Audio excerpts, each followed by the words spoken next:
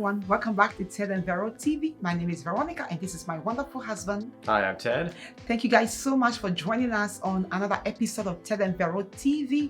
We are so glad to have you here. In this episode, we will be giving you tips on long distance dating. A lot of you have asked us how it was, dating each other whilst I was in Maryland and Ted was in Oregon. We'll give you guys tips on how we maintained our relationships and how we didn't give up on each other. All right, well, our first tip is to remember that technology is your best friend. Yes. These days, long distance relationships are far more likely to succeed, arguably, than they ever were before because of the technology that we have right at our fingertips. I mean, you can FaceTime anyone, anywhere in the world. Yeah. My wife will FaceTime her mom, who lives in Ghana. Yes. And boom, there she is right there in our living room, and I'm waving to her, and they have an hour-long conversation or whatever. So use the technology that's been given to you, and I know you're all very good at using it already. So if you're in a long-distance relationship, just keep that in mind. Find creative ways to use it to enhance the experience that you're having with each other. Technology can shrink distance. Yes. I lived in Oregon and my wife lived in Maryland when we first met, and that's about 2,300 miles, give or take. But with technology, you can shrink that distance to virtually nothing. Yeah. So use FaceTime, use instant messaging, texting, all these things. Social media. I mean, really, it just goes on and on. You can keep in contact with what you're doing during the day occasionally by taking pictures and texting pictures. Here I am at, my sister's birthday that I told you I was going to be at, or whatever it may happen to be. And you can send some pictures of some notable moments, and it'll feel like the two of you are actually experiencing these things together, even while apart. Exactly. Good tip, Ted. And the second tip we have here that we have now is be committed to the relationship. So if you are using this technology but you are not committed to the relationship, then it's not going to work. So when the two of you agree that, okay, we want to give this a shot, we want to date each other, we want to go out, then truly be committed. Commitment when it comes to communication, commitment when it comes to your whereabouts, because your partner is not in the same city as you. Yeah. So be very honest with everything that you are doing so that he or she does not feel alarmed that, okay, they are not there, so you are doing what you want to do. So be truly committed in the relationship. Treat the relationship as though you were together in person. When I'm leaving the house, I let my husband know that, hey honey, I'm leaving the house and I'll be back. Okay, so when you are in a long distance relationship, do that exact same thing. Yeah. It helps when it comes to trust, it builds loyalty, and it helps you know that truly you are in a relationship and your partner knows about your whereabouts. You're already facing special challenges as it is being in a long distance relationship. So don't get into that mindset where some people might think, well, she's all the way across the country. I can't really get serious with her, but I do like her. So I'm going to keep talking to her, and I'm going to keep this thing going because we have something going on. But somehow that switch hasn't been made in your mind where you're committed, where you're like, no, this is a real relationship that we are going to make work, and eventually it won't be long distance anymore. Really, this has a lot to do with maturity too. Some people get into these relationships and they just like the attention. They do like each other, but because it's long distance, they're thinking, well, let's just have fun with this, and it's long distance, so whatever. But if you are going to make this work, you've got to be committed, like my wife was saying. Yeah, definitely. 100%. So our next tip is related to what we were just saying, which is set an end date to the long distance relationship. In other words, communicate to one another how long you want the long distance portion of your relationship to continue. Yeah. Don't stretch this thing out over the course of, months and years to the point where all of a sudden it's this strange thing that the two of you are doing. So at some point you need to come to a decision. Which one of you is going to make the move? Which one of you is going to sacrifice leaving your family and your friends in order to join up with your partner? Because it's going to have to happen. One of you is going to have to make that decision.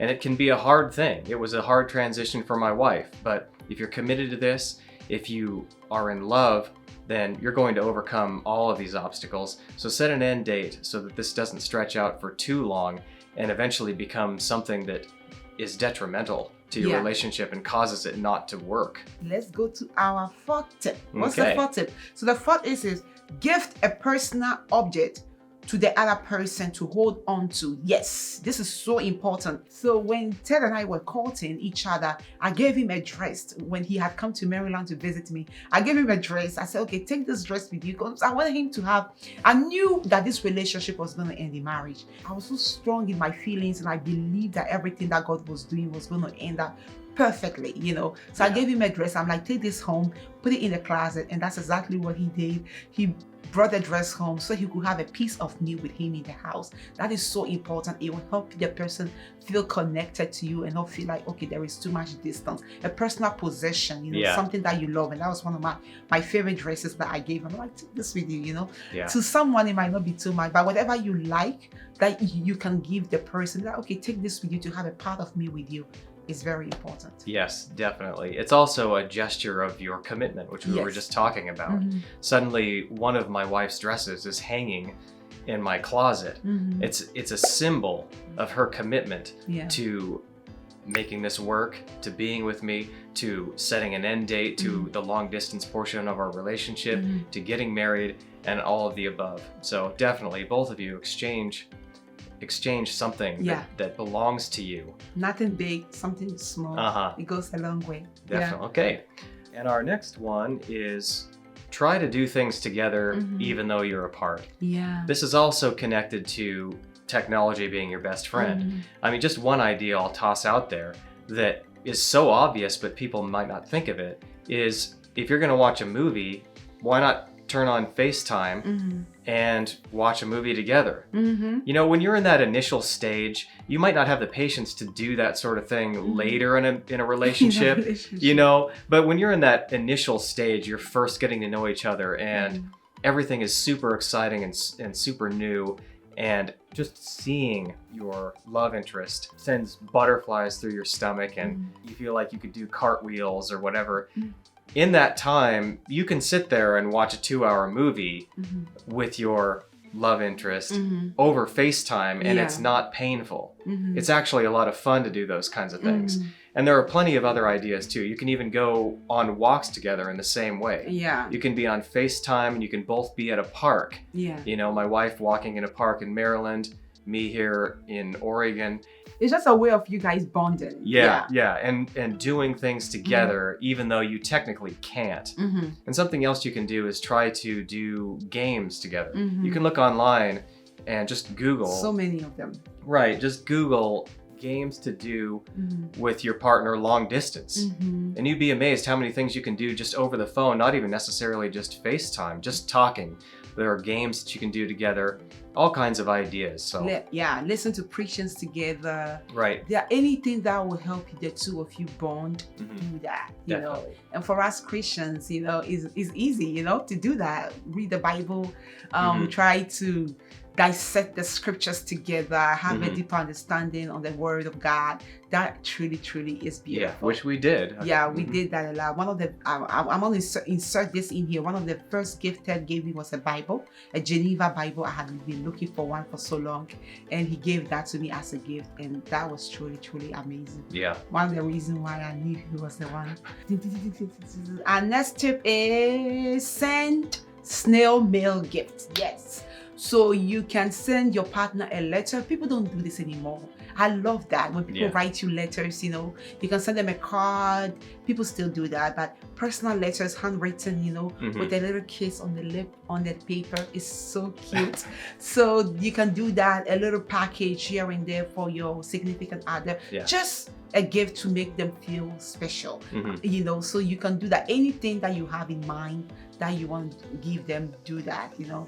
And I think that is highly appreciated. Absolutely. For someone to think that you care and you will send them a gift, you know, that is just kind, you know. I surprised my wife a couple of times with flowers when she returned home from a very long day at work. And she surprised me on occasion too, sending me things, sending me a box full of goodies. That should be in the video. That's too funny. My earring just flew. Lost an earring. And she surprised me a couple of times too by sending me romantic letters, cards, and on one occasion, a box full of goodies. It was just really a nice thing and fun to do. And by the way, I opened that box on FaceTime, so we were doing something together at the same time. So all these things, they overlap once you get into the rhythm of it. Yeah, I wanted him to feel appreciated and feel like, hey, listen, you have someone out here who truly cares for you. And, you know, this is just a little token. It was nothing much, but a little token goes a long way. Yeah. Okay, what's our next tip? Okay, so our next tip is stay positive. This can be a trying experience, and there's a lot of room for discouragement along the way, feeling like, my goodness, you know, maybe I don't have the money to keep flying to see her. Yeah. You know, we don't have the money yet to get married.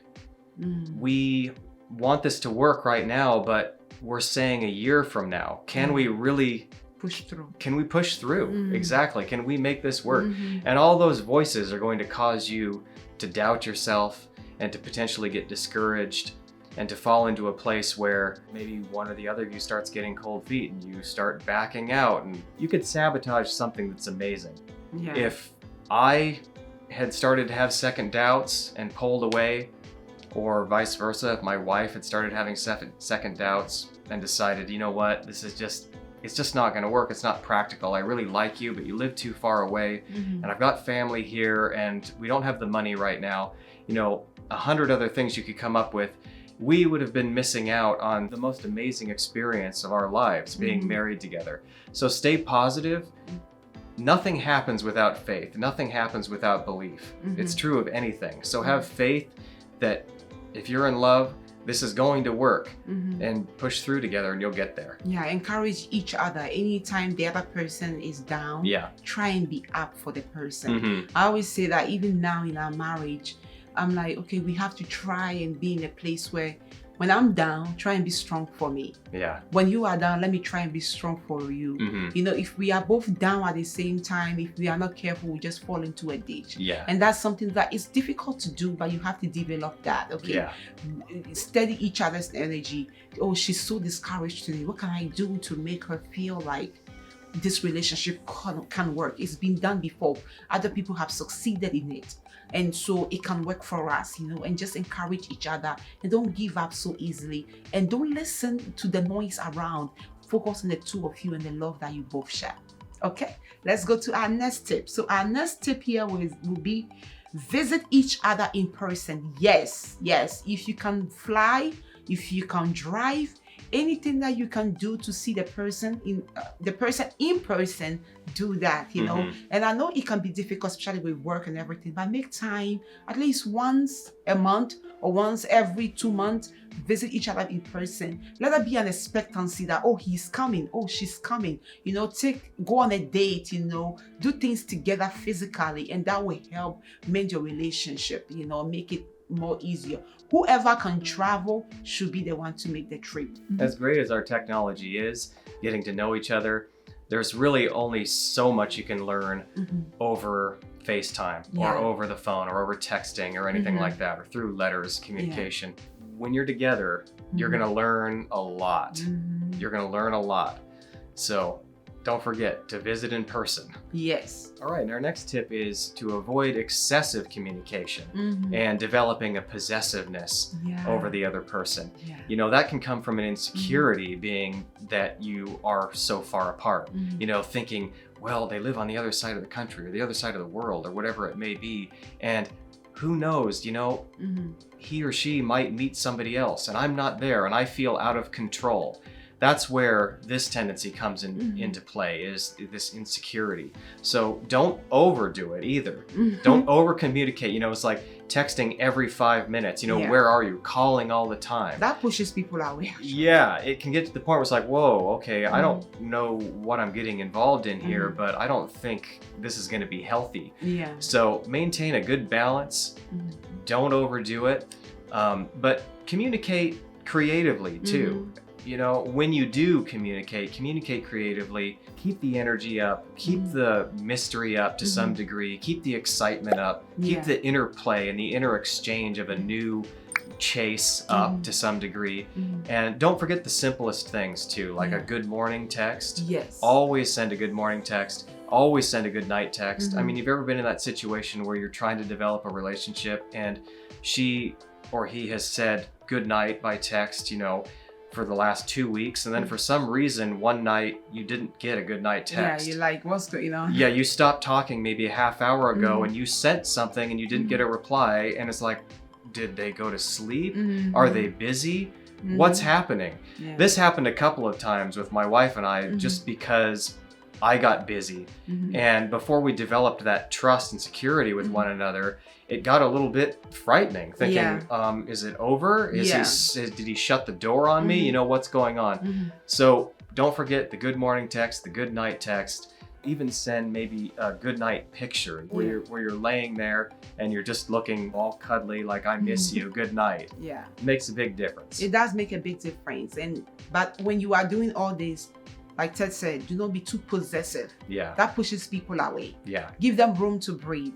Give them room to feel like they still have their life, but at the same time, there is someone in it, Yeah. Don't come and just try and take over of everything that they are doing. Yeah. Like, okay, this, let me know where you are, what you are eating, what you are drinking, have you been, what you are wearing. All that pushes people away. So be cuddly, be loving, but at the same time with a little bit not smothering. Yeah, not smothering, with a little bit of space Yeah. between it. Yep, got it. Okay, so let's go to our next tip. Drum Our roll. next and final tip.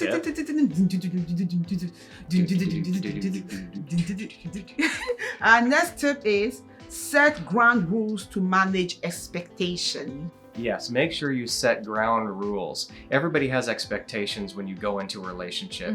And a lot of the time you don't want to talk about what those expectations are because you fear that maybe the expectation is something that you don't want to live up to, and yet you like this person enough that you want to keep going with this relationship. But you need to know these things before you get too deep, before you get too entangled. And then you realize, this woman that I'm dating actually expects me to be at this level of success. Say with a college degree and making 6 figures a year. Whatever it is, she is expecting me to provide for her, and yet, I'm only making $40,000 or $50,000 a year, and I don't have a college degree.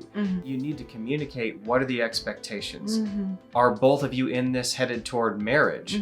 If not, you're going to have problems, and you need to know that up front. As a Christian couple, it's important to know, is my partner expecting to get intimate before we get married?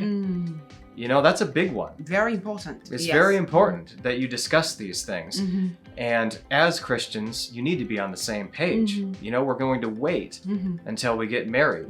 We want to be right in God's eyes so that we can set the proper foundation. So if we set the proper foundation, this marriage is going to work, because what God says is always best, regardless what our hormones are telling us, which are totally normal. We all feel that, we all struggle with that, and it's a big temptation. But if your partner is expecting to dive right in, so to speak, and you're going to hold out for God, that's going to become a big conflict. Yeah.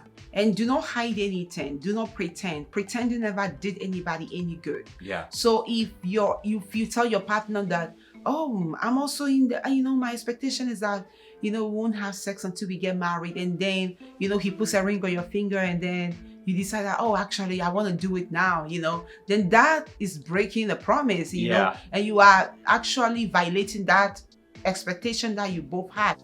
So thank you guys so much for joining us again on Ted and Vero TV. It's always a pleasure to have you guys. Please share our videos, subscribe, and like. Thank you, and have a good day, everyone. We'll see you next time. See you next time. Bye-bye. Bye-bye.